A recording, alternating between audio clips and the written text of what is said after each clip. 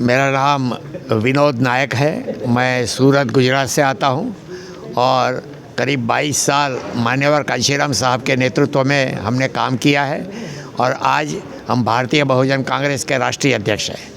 हमारे आज जो यहाँ पर पटना में अति पिछड़ों की जो बैठक हो रही है, इसमें ख़ास करके हम तो सीनियर है, बुजुर्ग है, तो हम तो मार्गदर्शन देने के लिए आए हैं। हम हमारे समाज को ये बताना चाहते हैं कि जब से देश आज़ाद हुआ उसके पहले पूना पैक्ट के समय में जब राउंड टेबल कॉन्फ्रेंस हुई थी, उसी वक्त डॉक्टर बाबा साहब अम्बेडकर पिछड़ी जातियों को भी जोड़ना चाहते थे, अदर बैकवर्ड कास्ट को, मगर उस समय कांग्रेस के नेताओं ने पिछड़े वर्ग के नेताओं को, समाज के लोगों को गुमराह करने का काम किया और ऊंचा बनो अभियान शुरू किया।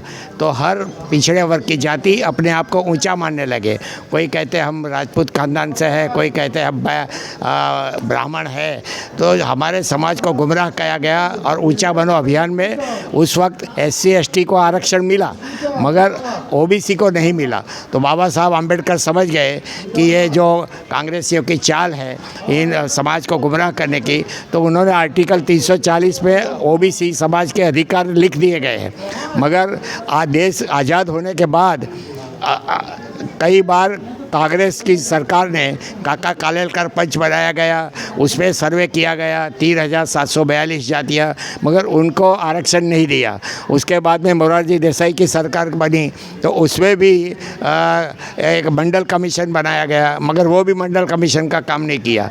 आखिर में 1990 में जब VP सिंह साहब की सरकार बनी तो उन्होंने मंडल कमीशन लागू करने का वादा किया था, मगर वो भी मनुवादियों के दबाव में मंडल कमीशन लागू कर नहीं रहे थे।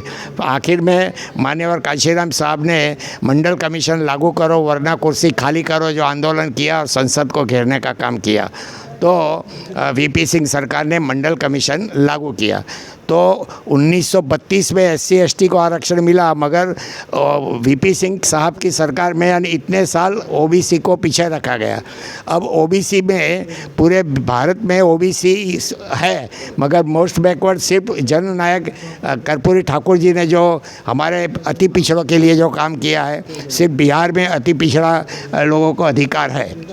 तो इसलिए हम चाहते हैं कि जननायक कर्पूरी साहब ने जो अति पिछड़ों का जो आयोग बनाया, अति पिछड़ों के अधिकार दिए, वैसे भारत सरकार पूरे देश के अंदर OBC में से मोस्ट बैकवर्ड समाज कौन से है उसको चयनित करके उनको भी अधिकार देना चाहिए।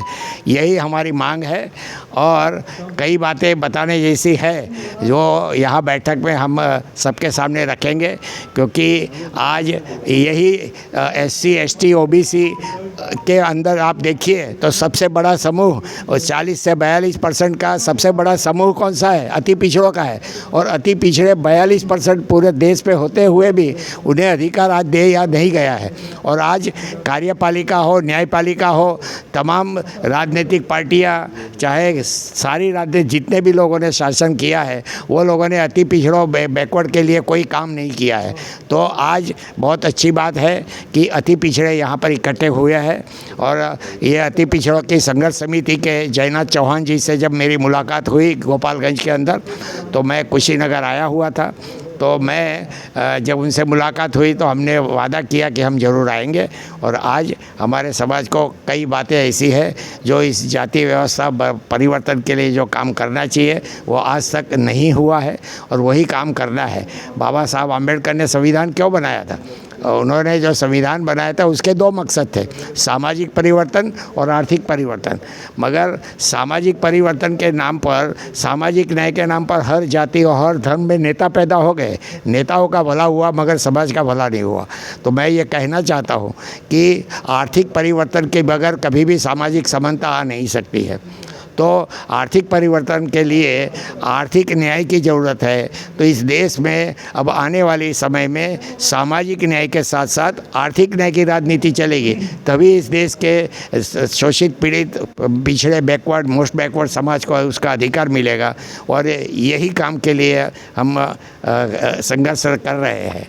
इतना ही कह के मैं मेरे वाणी को विश्राम देता हूँ। जय भीम, जय भारत।